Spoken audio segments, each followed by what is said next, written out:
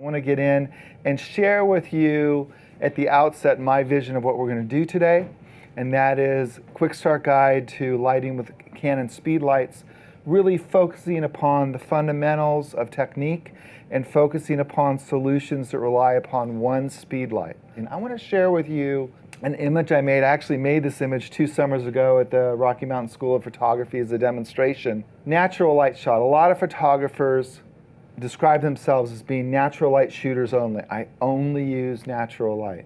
I have nothing against natural light. I'm inherently lazy. But I'm also a dramatic shooter. I think of myself as a cinematographic shooter. And I like to impose my vision as a photographer over the scene that's in front of the camera. And that's the basis from which I've developed my speed lighting techniques through the years.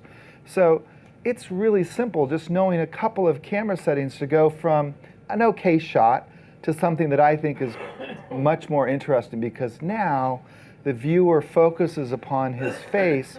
Here, the viewer is free to wander around and get distracted with every little detail in the background. Quick set shot.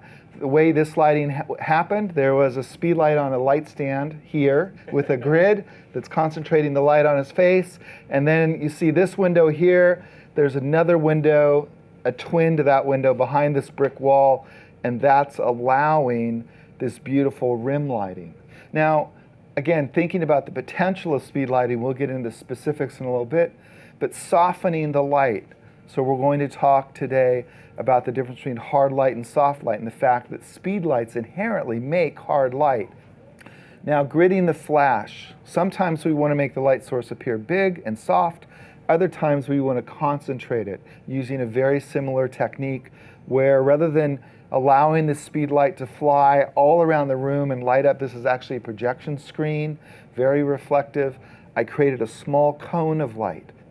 Sometimes with speed lights we want to change the color. Speed lights put out the color of noontime sunlight.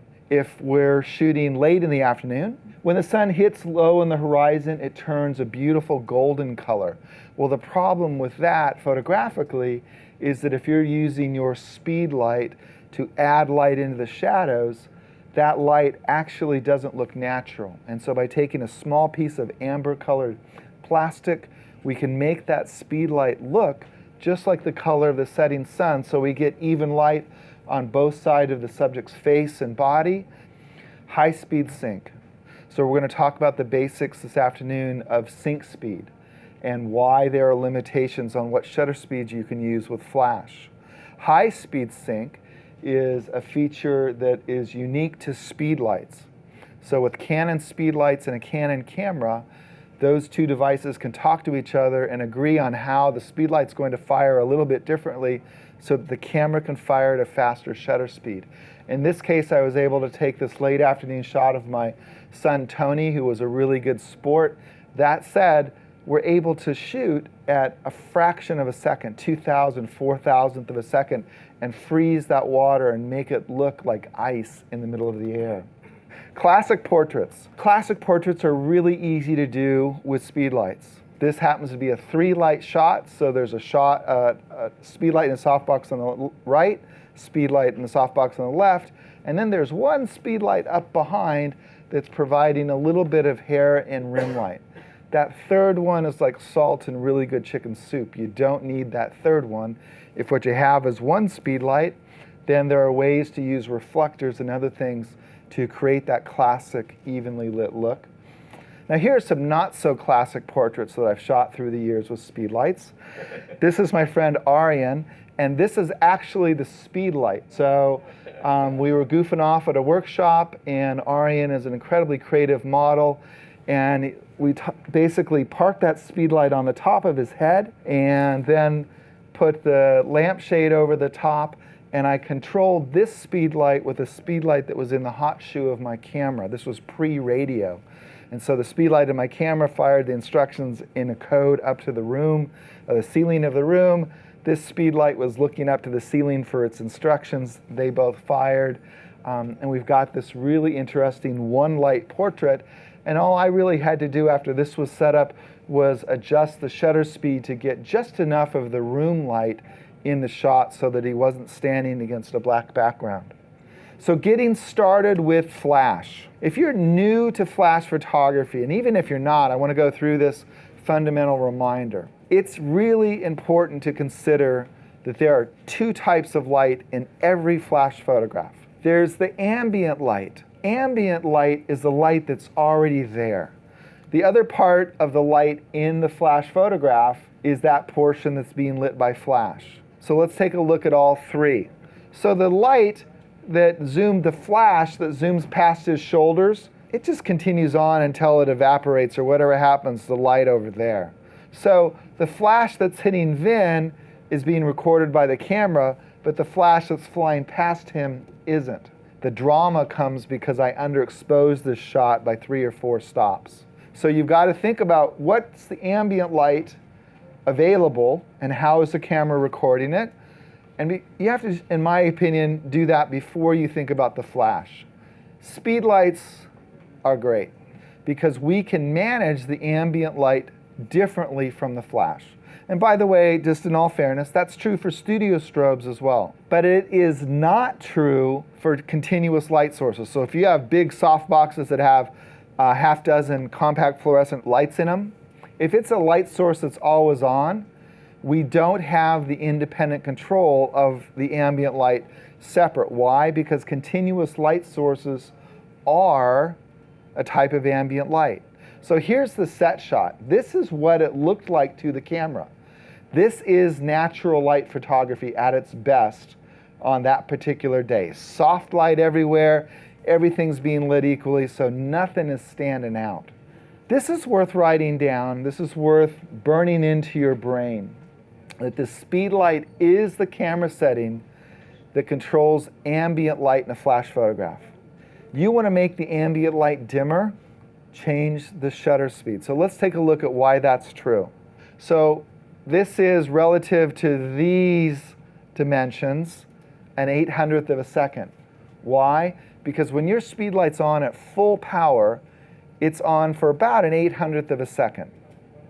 If my shutter is open for a 60th of a second, there's no problem getting that quick flash of light through that shutter.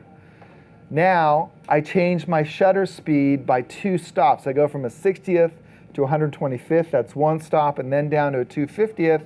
Well, guess what? That flash, that slice of light, is still flying through that gap in time with no limitation. So, 25th of a second. Late afternoon light. All right, so the sun is actually coming in towards the model this way, following my idea of saying, oh, the light source is over there, I'm going to fire the flash right at it.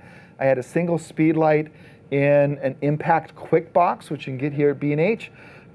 Single Speedlite providing that soft light so that we have her face well lit, nice catch lights, and yet you can easily see the background. As you become a super proficient photographer, or if you want to become a super proficient photographer, memorize the whole stops of shutter speed, aperture, ISO, and flash power. Whole stop increments. Here's a simple 4-step workflow. If you're trying to do the cinematic portraits that I like to do, here's how I do them. First, I do an ambient only test shot. Take a shot, and then I'm going to use real technical terms here, I'm going to futz with the settings until I get the ambient light looking like I want it to look. And then voila, finally turn this flash on. So this is 1 photograph. This might be 1 or it might be 5 photographs or whatever number. I wanted to do a portrait of Tom, and the things that were important to me is to have the viewer focus on Tom. So we step into his barn. The challenge I have with this photograph is that I'm allowing my viewer to look everywhere. Ideally, I want my viewer to look at Tom and to see his weathered face and all of that, and of course a big rodeo belt buckle, but at the same time, I want to leave just enough of the background, and that's a point for interpretation. What is just enough? To provide that information, but not so much that I allow my viewers to wander around. But there's too much light on everything. So I eventually dial through -1 stop, -2 stops, -3 stops, and my intuition will largely guide that scenario. I am looking at my histogram to make sure that I'm not blowing out my highlights, but suffice it to say that I think at this point I'm allowing the viewer enough information from the background that now is the time to turn the light on to Tom. So bam, the camera looks at this relatively dim situation and says, oh, we need to jack up the flash power, and it kills Tom's face. Because I'm shooting in E-TTL, flash exposure compensation is the setting that allows me to fine-tune E-TTL. So I dialed it down, -1, -2, -3, stops, take 3 test settings.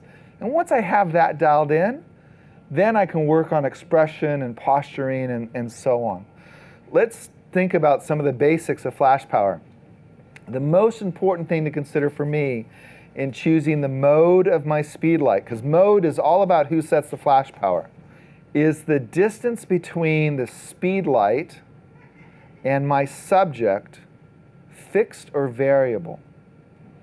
Notice that I didn't say between my camera and my subject. I'm assuming that the one Speedlite is on a light stand. All right? If it's in your hot shoe, the same concept is still true. It's the distance between the light source and your subject that matters. If you're shooting in a circumstance, doing the kind of location portraits that I do, you are in a fixed situation. You've got a light stand and you've got your sitter, and that's not changing. If you're shooting an event where I'm shooting this gentleman and then I'm running over here and I'm shooting that person and then I go way in the back, the distance between my camera or my Speedlite and my flash is changing continuously. All right? So you have to say, is the distance between the camera and the subject fixed or variable?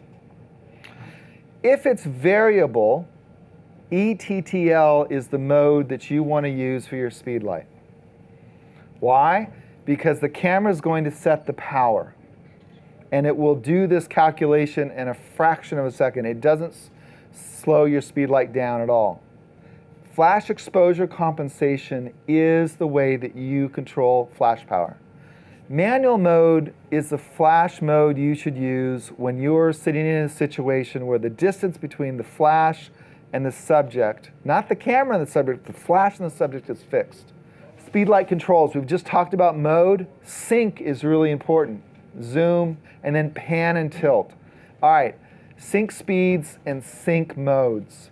Here's my friend Diallo in Santa Fe, and Santa Fe sunlight everywhere, so he's squinting. And I look at it and I say, you know, I'd really like to get some light in his face. I'm at a 3200th of a second. I say, no problem. I got a Speedlite in my bag. And I say, this is why I hate flash. Because every time I turn it on, it overexposes. It puts out too much flash. It's not the flash itself, it's the shutter speed that the camera changed. Even when your camera is in manual mode, Canon camera is programmed. The circuits have to follow certain rules, and when it senses that your Speedlite is in the hot shoe and turned on, it has to follow what's considered the normal sync rule. So the camera shifts the shutter speed, again, even when the camera's in manual mode, and you think you're controlling the shutter speed, the camera changes the shutter speed. So what do we do about this? Well, Speedlites give us the ability to use a mode called high-speed sync, all right? The camera changes the way the Speedlite fires. Zoom. Mentioned earlier that zoom is an important control mechanism for me. Set your Speedlite up on a light stand, lock your camera down on a tripod about 10 feet behind it, and fire the Speedlite into a white or lightly colored wall. And you're going to see the different patterns that the Speedlite illuminates at various zoom settings. So my mantra is to create interesting light, you have to create interesting shadows. I want to give a huge thank you to Canon, because Canon honestly is the company that makes it possible not only for me to make great images, but they made it possible for me to get to New York today. So I really appreciate Canon's support. Whether you're a hobbyist or a professional, B&H has the answers to your questions. Experience a world of technology at our New York City Superstore. Connect with us online or give us a call. Our staff of experts is happy to help.